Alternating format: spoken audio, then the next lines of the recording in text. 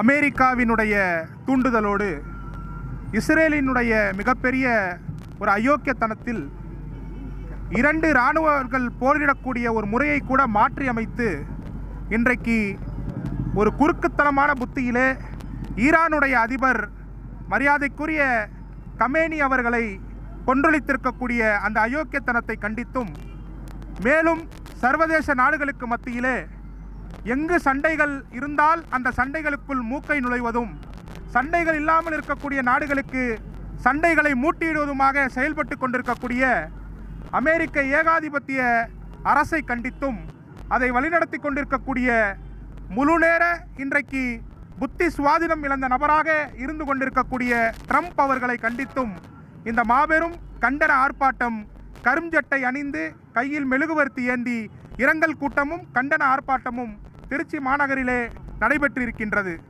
இந்த அயோக்கியத்தனம் நிச்சயமாக கண்டிக்கப்பட வேண்டும். இது போன்ற செயல்கள் நிச்சயமாக ஊக்குவிக்கப்படக்கூடாது.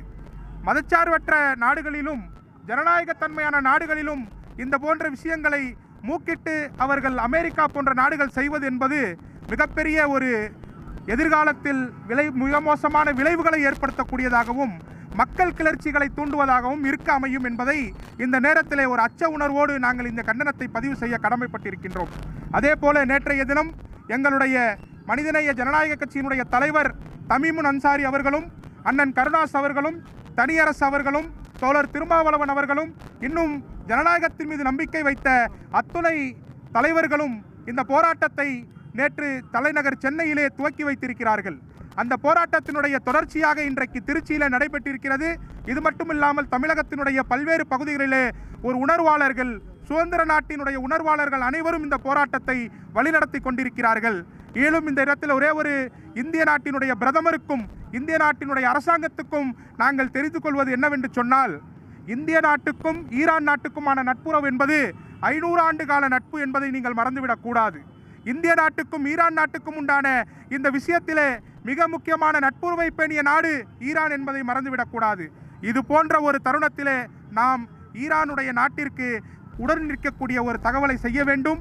அதே போல இன்றைக்கு ஈரான் நாடு 40 நாட்கள் அந்த துக்கத்தை அனுசரிப்பதாக தெரிவித்திருக்கிறார்கள்.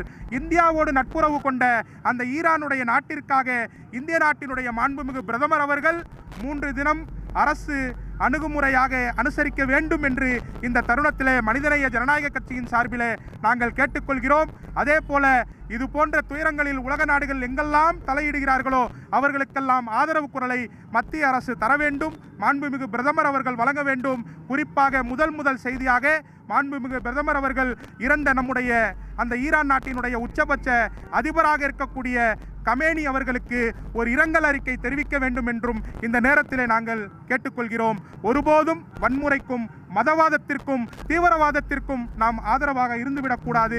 மக்கள் அமைதியை விரும்புகிறார்கள். உலக மக்களுடைய அமைதி நிலைக்க வேண்டும் என்று மனிதநேய ஜனநாயக கட்சியின் சார்பில் எங்களுடைய தலைவரின் சார்பிலும், மேலும் எங்களோடு இங்கு பங்கேற்றிருக்கக்கூடிய அத்துணை